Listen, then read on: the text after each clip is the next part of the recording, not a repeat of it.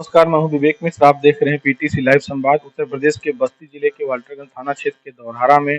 एक सप्ताह पूर्व हुई एक हत्या की घटना का पुलिस अभी तक पर्दाफाश नहीं कर पाई है। इस पूरी घटना में अभी तक बस्ती पुलिस चारों खाने चित दिखाई दे रही है। दरअसल पूरा मामला वाल्टरगंज थाना क्षेत्र के धौरहारा गांव से जुड़ा हुआ है, जहां पर पिछले गुरुवार को एक इंटर कॉलेज में, जो इंटर कॉलेज काफी दिनों से बंद चल रहा है, वहां पर एक शव का अवशेष मिला था, जले हुए शव का। कुछ ही देर पहले वो शव जलाया गया था। जब वो पुलिस की सूचना मिली शव मिलने की, तत्काल पुलिस की टीम मौके पर पहुंची और उसके बाद जो वहां पर अवशेष थे उसको संकलित करके वो विधि विज्ञान प्रयोगशाला भेजा गया जांच पड़ताल के लिए, जिससे कि पता चल सके कि वो शव किसका है। लेकिन अभी तक एक सप्ताह बीत जाने के बाद भी वो शव किसका था और किसने उसकी हत्या की थी या पूरी कहानी इस घटनाक्रम की क्या थी, उसको पता करने में बस्ती पुलिस पूरी तरीके से फेल हुई है। जबकि इसमें वाल्टरगंज थाने के अलावा जो क्राइम ब्रांच की स्वाट और एसओजी टीम है वो भी लगाई गई है, सर्विलांस सेल की टीम लगी है, फॉरेंसिक टीम लगी है। इसके अलावा जो तमाम और टीमें हैं वो भी लगातार काम कर रही हैं। अब पूरा मामला जो इतने दिनों के बाद जो तमाम अहम बिंदु निकल कर सामने आ रहे हैं, उसमें एक तो सबसे जो महत्वपूर्ण बात है वो ये है कि वर्ष 2014 में एक हत्या हुई थी और उस हत्या में इसी गांव के जामवंत और एक अन्य महिला उसमें जेल गए थे और वो हत्या जो है त्रिकोणीय प्रेम प्रसंग के चलते हुई थी। और जो शव धौरहरा में मिला है, उस शव को एक महिला ने, जिसका नाम महिमा शर्मा है, उसने अपने पति जामवंत, जिनकी उम्र 45 वर्ष बताई गई है, उनके होने का शव दावा किया है, शव का कि उनका ये शव है और उनकी हत्या करके शव को जला दिया गया है। तो उनकी तहरीर पर वाल्टरगंज थाने में हत्या और साक्ष्य को मिटाने सहित धाराओं में मुकदमा दर्ज किया गया और पुलिस ने उसके बाद इस शव को जामुन का मानते हुए पोस्टमार्टम के लिए पोस्टमार्टम उसका पुलिस ने कराया। लेकिन पोस्टमार्टम रिपोर्ट में कोई चीज निकल कर सामने नहीं आई, क्योंकि शव जो है पूरी तरीके से जल चुका था, कुछ ही उसके अवशेष बचे थे। इसके बाद पुलिस ने इसमें जांच को आगे बढ़ाते हुए तमाम लोगों को पूछताछ की गई, तमाम मोबाइल के सहारे जो है, नंबरों के सहारे, और तमाम जो भी पुलिस के पास जितने हथकंडे थे वो सारे प्रयास अब तक आजमाए गए हैं। जो डीआईजी हैं दिनेश कुमार पी, इसके अलावा नवागत पुलिस अधीक्षक अभिनंदन, तमाम लोगों ने घटनास्थल का निरीक्षण किया। लगातार जो टीमें हैं उनको ब्रीफिंग दी जा रही है। अपर पुलिस अधीक्षक OP Singh, CO city Satyendra Bhushan Tripathi, Waltergunj के एसओ, इसके अलावा जो एसओजी और स्वाट टीम है, वो सब टीमें लगी हुई हैं और पूरा ये प्रयास है कि इस घटना का तार जोड़ा जाए। लेकिन अभी तक पुलिस के पास कोई ऐसा अहम सुराग हाथ नहीं लगा है या किसी भी तरीके से पुलिस पूरे घटना का, ये तो पुलिस मान रही है कि किसी की हत्या हुई है, लेकिन वो शव किसका था, वो जामवंत का शव था या किसी महिला का शव था, या किन परिस्थितियों में हत्या हुई, जामवंत की हत्या हुई है या जामवंत ने किसी की हत्या की है, तो ये कई सारे इसके अहम बिंदु और महत्वपूर्ण कड़ियां जोड़ने की पुलिस प्रयास कर रही है। लेकिन अभी तक पुलिस किसी नतीजे पर नहीं पहुंच पा रही है। और अब जो नया इसमें अपडेट है वो ये निकल कर सामने आ रहा है कि पुलिस की तरफ से डीएनए जांच के लिए जो जामवंत जिनका शव होने की बात कही जा रही है, शव के अवशेष के सहारे पुलिस ने डीएनए टेस्ट कराने के लिए सैंपल प्रिजर्व किया है, उसे प्रयोगशाला भेजा गया है। और अब डीएनए रिपोर्ट पर सबकी नजर है कि डीएनए रिपोर्ट में अगर ये मैचिंग होती है और इस बात की पुष्टि होती है कि वो जामवंत ही है जिनके शव का अवशेष वहां पर इंटर कॉलेज में मिला था, तो एक बात तो कंफर्म हो जाएगी कि ये जामवंत की हत्या हुई है और हत्या करके जामवंत का शव जलाया गया। अगर डीएनए रिपोर्ट में ये चीजें आती हैं कि वास्तव में डीएनए अगर मैच करता है, जो जामवंत के जो बच्चे हैं उनके उनका ब्लड सैंपल भेजा गया है, जो वहां पर शव का अवशेष मिला था उसका सैंपल भेजा गया है, तो अगर ये जामवंत रिपोर्ट में अगर जामवंत की पुष्टि होती है कि जिसके शव का अवशेष मिला है वो जामवंत ही है, तो एक चीज तो कंफर्म हो जाएगी कि जामवंत की हत्या हुई है और उसके बाद शव को जला दिया गया है। लेकिन उसके बाद एक नया सवाल इसमें खड़ा हुआ है कि अगर वो जामवंत है तो जामवंत की हत्या किसने की। परिवार की तरफ से जो उनकी पत्नी है, जिन्होंने कहा है कि दावा किया है कि ये मेरे पति का शव है,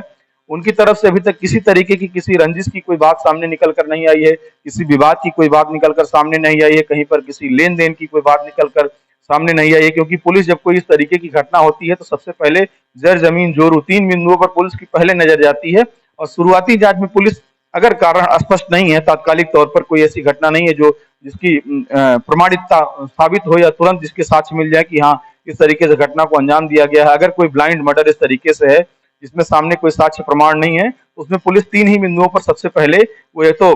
पुराने विवाद की बात करती है, या तो कहीं पर संपत्ति की बात को लेन देन की जांच करती है, या उसके बाद जो है कहीं अवैध संबंधों की चर्चा करती है, क्योंकि ये माना जाता है कि इसी 3 वजहों से अगर इस तरीके की कोई घटना होती है तो इसमें 3 वजह प्रमुख हैं, जिसके तौर पर तात्कालिक तौर पर इस तरीके की घटना को अंजाम दिया जाता है। तो ये जो घटना पूरी अभी तक हुई है उसमें एक तरीके से ब्लाइंड मर्डर को अंजाम दिया गया है। और अब धीरे-धीरे जो जामवंत के मौत की बात कही जा रही है, जामवंत की हत्या की बात कही जा रही है, तो जामवंत के जीवन से जुड़े तमाम सारे पहलू, तमाम सारे अहम बिन, तमाम सारी उसकी दिनचर्या, उसकी जो गतिविधियां रहती थी, उसके बारे में अब कई तथ्य धीरे-धीरे सामने आ रहे हैं। और 1 सप्ताह का वक्त गुजरने वाला है और ये एक तो उसमें सबसे बड़ी बात है कि 2014 में जो हत्या हुई थी, जिस हत्या में वो जेल गए थे, उसमें कुछ ही दिनों में फैसला आने वाला था। उस मामले का अंतिम फैसला कोर्ट के द्वारा आने वाला था और ये माना जा रहा था कि उस हत्या की घटना में जो आरोपित थे, उनको आजीवन कारावास की सजा न्यायालय की तरफ से सुनाया जाएगा, तो इसकी संभावना जताई जा रही थी। तो पहली बात तो ये मानी जा रही कि उस सजा से बचने के लिए जामवंत ने एक पूरा घटना को एक प्लान किया और प्लान करके उसके बाद इस तरीके से उसने घटना को अंजाम दिया। लेकिन दूसरी बात ये भी निकल कर सामने आ रही कि अगर वो डीएनए मैच कर जाता है और ये पुष्टि हो जाती है रिपोर्ट में कि जो 100 का अवशेष मिला था वो जो जामवंत है उनके बच्चों के डीएनए से अगर मैच करता है, तो इस बात की पुष्टि हो जाएगी कि वो जामवंत ही थे जिनकी हत्या करके 100 को जला दिया गया। लेकिन उसके बाद अब जामवंत का कातिल कौन है, ये पुलिस के लिए काफी गले की हड्डी बनता हुआ दिख रहा है। और जो वाल्टरगंज के थाना प्रभारी हैं उमा शंकर तिवारी, वो लगातार अब जो है वो सवालों के घेरे में है। वाल्टरगंज पुलिस की कार्यशैली और हम तो बस्ती पुलिस की कार्यशैली पूरे सवालों के घेरे में, इतना वक्त बीतने के बाद भी अभी तक किसी अहम सुराग और किसी नतीजे पर पुलिस नहीं पहुंच पाई है, जबकि तमाम अन्य टीमें भी इस पूरे पर्दाफाश में लगी हैं। जो मंडल के अधिकारी हैं, डीआईजी खुद मौके पर गए थे, वो करीब आधे घंटे तक मौके पर रहे थे। उन्होंने तमाम सारे तथ्यों की, साक्ष्यों की जानकारी ली थी, उस पर चर्चा की थी। जो मातहत है उनको दिशा निर्देश दिए थे। जब नए कप्तान यहाँ पर आए अभिनंदन, तो वो भी मौके पे गए, तमाम सारे लोगों से उन्हें मिल करके ये जानने समझने का प्रयास किया कि किन परिस्थितियों में कैसे इस घटना को अंजाम दिया गया। तो ये तमाम सारे अधिकारियों की वहाँ पे दौड़ भाग चल रही है, सीओ सिटी और एडिशनल एसपी, इसके अलावा जो स्थानीय थाना प्रभारी हैं बगल के रुधौली, जो बगल का थाना है, वहाँ की तमाम पुलिस पूरा काम कर रही है। पुलिस ने अपने तरीके से सारे प्रयास वो करने में जुटी है कि इसी तरीके से कोई ऐसा क्लू हाथ लगे जिसके सहारे जो है पूरी घटना का सबसे पहले तो सच जाना जाए। पुलिस ये सच जानने में जुटी है कि वास्तव में वो 100 का जो अवशेष मिला है, क्या वो जामवंत था या जामवंत के अलावा कोई और था, ये जानने का प्रयास किया जा रहा है। अब जो चीजें इसमें निकल कर सामने आ रही हैं और उसमें जो 1-2-3 दिनों में जो नई चीजें निकल कर आई हैं, उसमें एक बड़ी चीज ये निकल कर आई है कि इस जो जामवंत था जिसके मौत की बात कही जा रही है, वो जो टेलीविजन पे तमाम सारे कुछ चैनलों पे एक क्राइम पेट्रोल के नाम से सीरियल आता है और वो क्राइम पेट्रोल देखने का इतना जबरदस्त उसको नशा था कि वो क्राइम पेट्रोल के सारे एपिसोड, जितने पुराने एपिसोड चाहे वो रिकैप में आ रहे हों या जो नए एपिसोड शूट होके जो आते हैं, वो सारे एपिसोड मोबाइल पे देखता था और वो उसमें तमाम सारे जो घटनाओं के पर्दाफाश और घटनाओं को किस तरीके से अंजाम दिया जाता है, उसको देखने में उसको बड़ा बड़ा शौक था, उसको बहुत इंटरेस्ट उसको आता था, बड़ी रुचि थी। और इस बात की चर्चा वो आसपास के जो उसके 1-2 लोग गांव के करीबी हैं आसपास के, उनसे भी इस बात की वो चर्चा करता था कि वो तमाम सारे जो क्राइम पेट्रोल के अलग-अलग एपिसोड हैं, कैसे उसमें घटनाओं को अंजाम दिया जाता है। फिर पुलिस कैसे उसका जो सीबीआई टीम है, जो सीआईडी की टीम है, वो कैसे पर्दाफाश करती है और किन घटनाओं को किस तरीके से अंजाम देने पर जो टीम है उसमें पुलिस टीम है वो पर्दाफाश नहीं कर पाती है कि और ये अगर कोई घटना को अंजाम देना है तो कौन सा रास्ता अपनाया जाए, वो कौन से तरीके अपनाए जाए जिससे कि पुलिस जो आरोपी है, जो हत्यारा है, जो घटना को अंजाम दिया है, उस तक नहीं पहुंच पाएगा। और जो इसी तरीके से जो इस बात को लेकर के, और दूसरी बात जो इसी तरीके से एक फिल्म आई थी जो है अजय देवगन और तब्बू की, दृश्यम के नाम से, उसका दृश्यम और दृश्यम 2 दोनों आया था। उसमें भी इस तरीके से एक परिवार में अजय देवगन का परिवार मिल करके, उनकी पत्नी और 2 बेटियां मिल करके एक युवक की हत्या हो जाती है उनसे। उसके बाद उस हत्या की घटना में अपने परिवार को बचाने के लिए अजय देवगन के द्वारा एक काल्पनिक उसमें कहानी पूरी गढ़ी जाती है और 2 अक्टूबर जो है 2 अक्टूबर और 3 अक्टूबर को लेकर के काफी पूरे देश में उसको लेकर के तमाम लोग उदाहरण देते हैं, तमाम लोग चर्चा करते हैं। और अजय देवगन ने उस अपने पूरे फिल्म में अपने अभिनय से पूरे पुलिस महकमे को जो है बेवकूफ बना के रखा और अंत तक जो है उसमें तमाम सारे दूसरा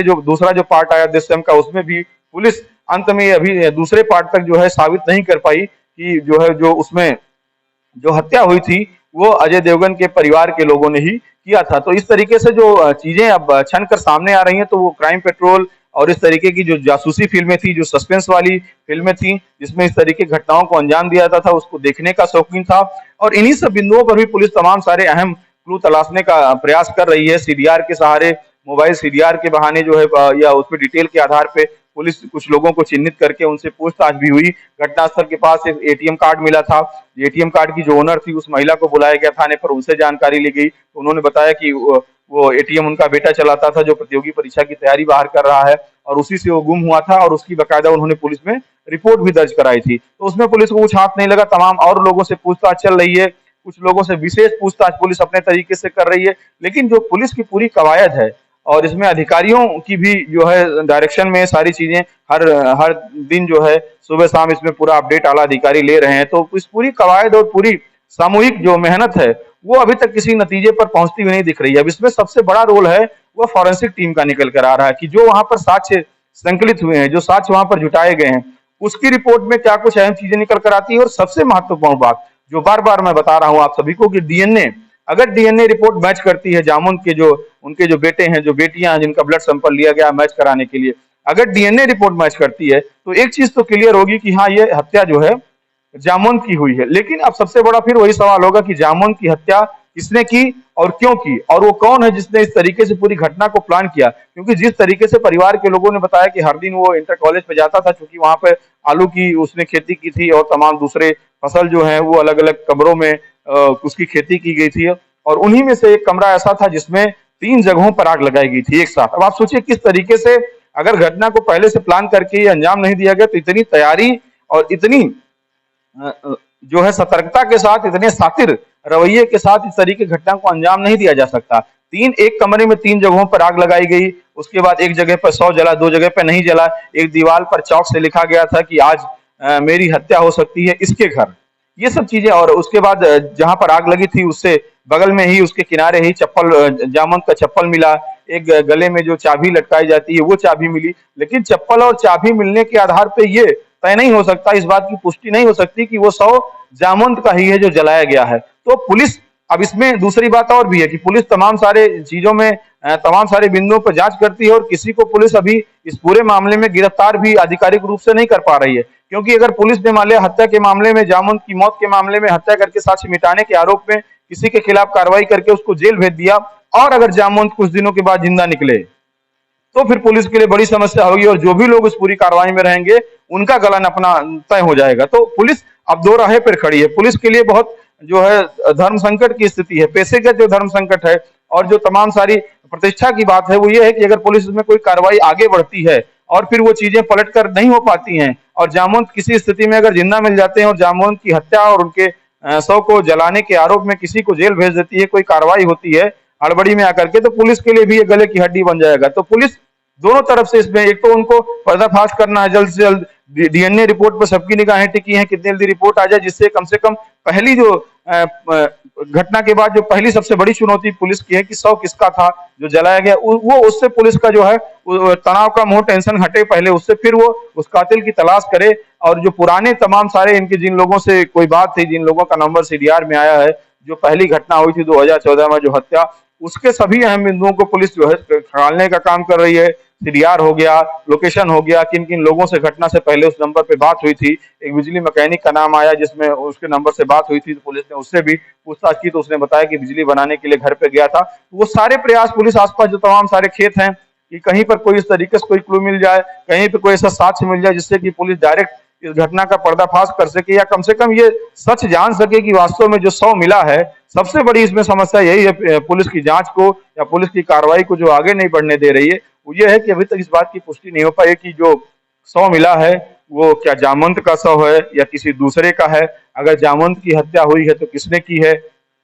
गांव वालों का ये कहना है कि वो इतना शातिर जामवंत था कि वो आत्महत्या भी नहीं कर सकता, और आत्महत्या जैसी कोई स्थिति परिस्थिति वहां पर जो घटना स्थल था वहां पर बनता हुआ नहीं दिखा। बाहर कुछ खून के छींटे मिले जिनका भी सैंपल कलेक्ट किया गया है। यहाँ तक कि पुलिस ने उनके घर पहुंच करके जो पुराने कपड़े उसके थे, जिसको उन्हें 1-2 दिन पहले निकाला था, जो नहीं धुले गए थे, वो भी पुलिस ने जो है लेके आई है जांच के लिए। और वो सारे प्रयास किए जा रहे हैं कि किसी तरीके से पहले तो ये पुष्टि हो पाए कि जो शव मिला है वो जामवंत का है। उसके बाद फिर ये अगला फैसला होगा, अगली अगली कार्रवाई, अगला प्रयास पुलिस का होगा कि किस तरीके से, कौन जामवंत की हत्या किसने की। अगर जामवंत का वो डीएनए सैंपल मैच नहीं करता है तो निश्चित तौर पर जामवंत की मौत नहीं हुई है, जामवंत कहीं पे जिंदा है। और फिर वो क्राइम पेट्रोल और दृश्यम की तरह जो है एक अच्छी खासी प्लानिंग करके एक बड़ी घटना को अंजाम दिया है। और फिर जामवंत को ढूंढना पुलिस के लिए और चुनौती होगी, क्योंकि अभी किसी तरीके से कोई ऐसा क्लू या कोई ऐसा व्यक्ति नहीं मिल रहा है, क्योंकि पुलिस ने तमाम सारे संदिग्धों को चिन्हित किया, उनसे बातचीत की, जानने का प्रयास किया,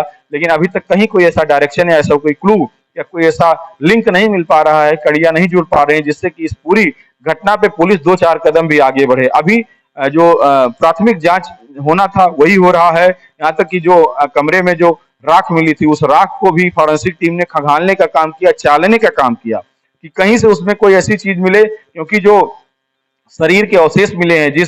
जिस भाग के अवशेष मिले हैं, वो ये नहीं कहा जा सकता पूरी तौर पर जब तक कि रिपोर्ट ना आ जाए कि वो पुरुष के ही शव के अवशेष थे या महिला के शव का अवशेष था। चेहरा और शरीर का बाकी हिस्सा अधिकांश 90% से ज्यादा सब जल चुका था। जो यहाँ उसके बाद पुलिस ने वहां पे बकायदा उस शव की हाइट कितनी थी, कितनी दूरी में वो जला, उसको नाप करके जामुन के जो हाइट थी उससे मिलान करने का प्रयास किया। जो चौक से लिखा था दीवार पे, उसके उसको उसकी राइटिंग से कंफर्म किया गया कि वो राइटिंग किसकी थी। तो ये तमाम सारे प्रयास जो प्राथमिक तौर पर चल रहे हैं, वो पुलिस उसमें आगे बढ़ रही, लेकिन अभी किसी ठोस नतीजे पर जो और अब सबसे बड़ी बात है, इतने दिन बीतने के बाद अब चौराहे पर भी इस बात की चर्चा होने लगी है कि इतने दिन बीतने के बाद भी वाल्टरगंज पुलिस और तमाम सारे अधिकारियों ने जिस तरीके से मौके पर पहुंचकर पूरी घटना में गंभीरता दिखाई और उसके बाद भी अभी तक कोई नतीजा नहीं निकल रहा, तो ये आम चर्चा अब शुरू हो गई कि पुलिस की कार्यशैली जो है वो बहुत कुछ नतीजा देते हुए नहीं दिख पा रही है। तो कुल मिला करके अब जो थाना अध्यक्ष हैं शंकर तिवारी, उनकी कार्यशैली भी सवाल उठ रहे हैं कि आखिर और कितने दिन उनको लगेंगे।